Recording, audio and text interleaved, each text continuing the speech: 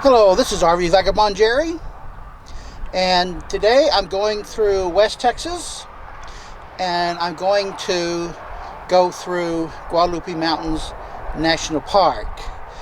I have lived in Texas since I was 1 year old, but this is one place I've never been before, and I'm not quite sure just what is here, but I'm going to drive around and show you as much as I can. Well, at least without doing a lot of hiking. Let's go and we'll find out what's here together. Here's a shot of the mountains from the highway. You can see that peak way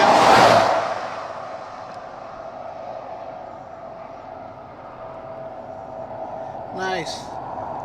And from here it looks like that is the highest point right there. Here's a closer up picture from the highway, and to that peak there, it looks like you can just make out the trail right there. That looks like a hiking trail going up to the peak.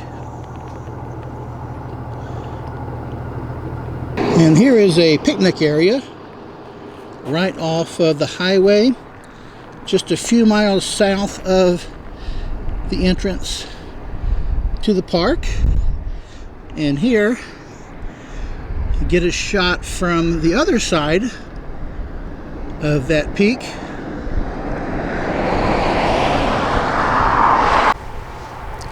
Let's take a look at the visitor center. This is all about the clarity of the air. This shows where it is on the state map. The visitor center has a small museum. Here's a really nice 3D map of the park.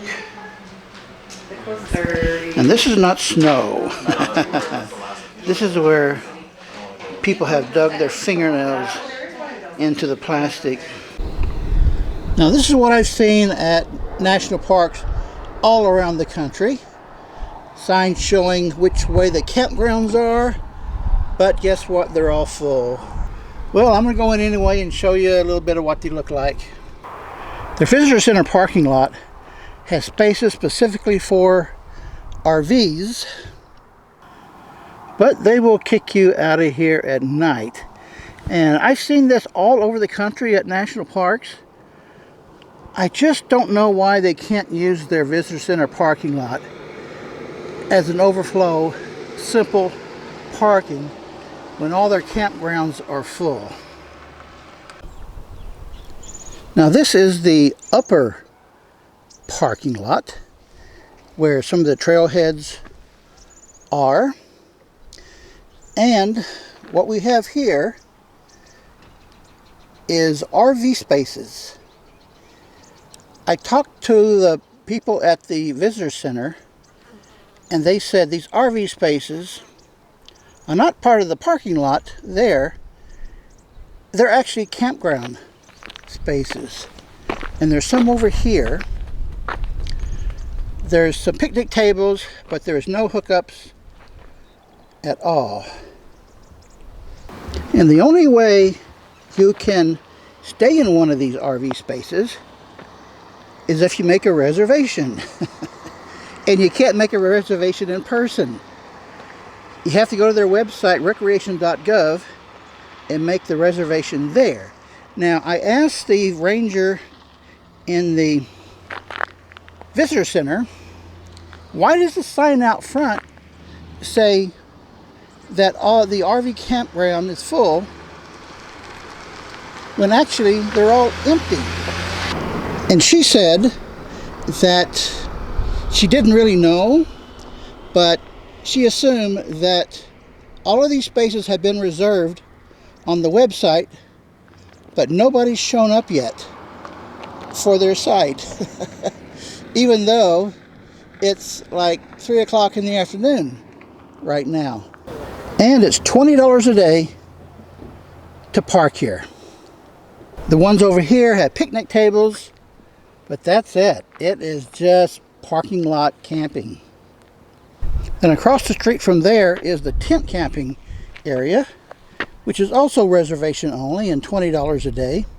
And for that, you get a drinking water fountain that is dry.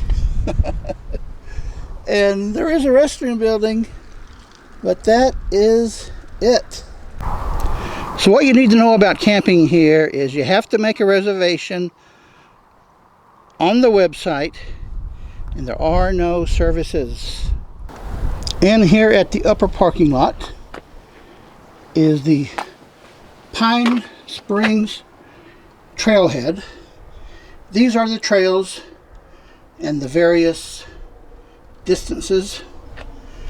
And here is a map of the park. It's kind of hard to read. I'm right here, and the only other place to go to is this McKittrick Canyon Visitor Center. I'm going to go there and just see what's there. And here is the admission fees to the park.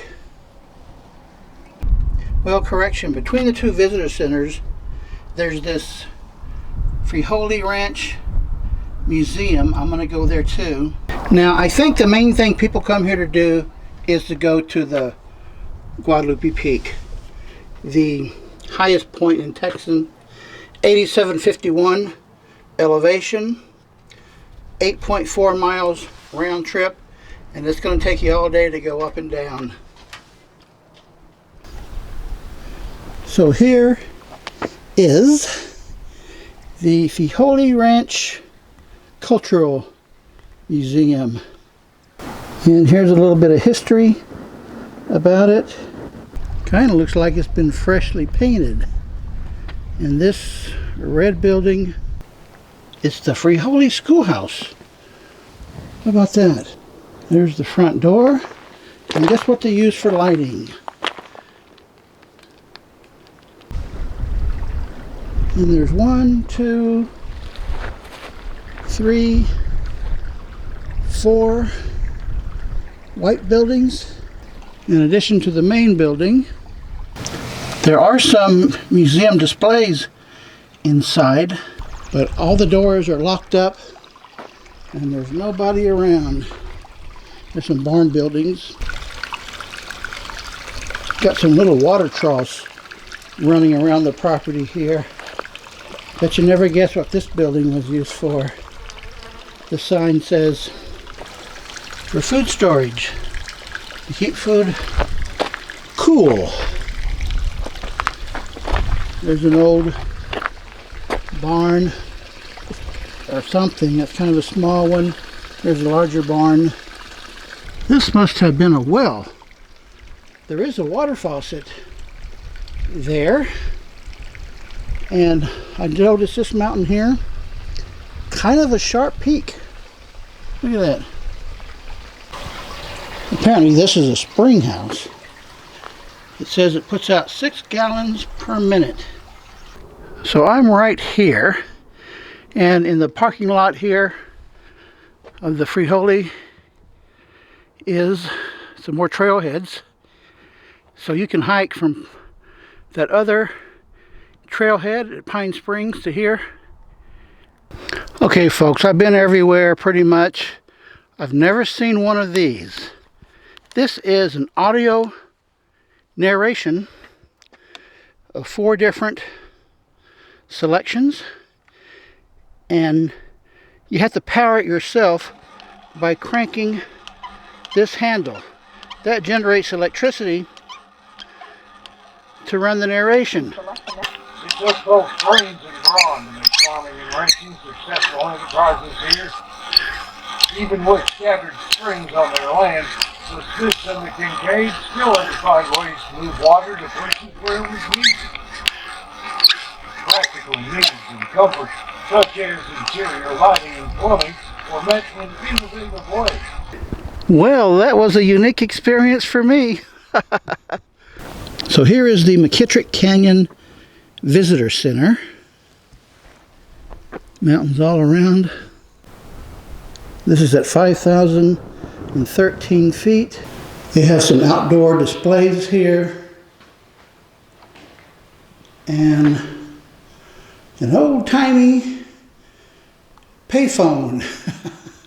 Don't see many of those anymore. Compensating for having no internet here. And the doors are locked, so no information, no first aid. Well, let's see what the view looks like. I'm going to give you a pan over to the left. Got some interesting mountaintops over there. And I assume that's the canyon right in there. You go between those two peaks. I guess that's the canyon. And here are the trail information with the distances. And if you're really good at hiking, you can actually follow the trail that goes over to the main visitor center. So if you're really into hiking and mountain climbing, I think you would love this place. Well folks, that's as far as I'm going to go with my tour of Guadalupe Mountains National Park. There is just so much hiking to do, and I don't have time to do it. If you do, then this might be the place for you. Good day, folks.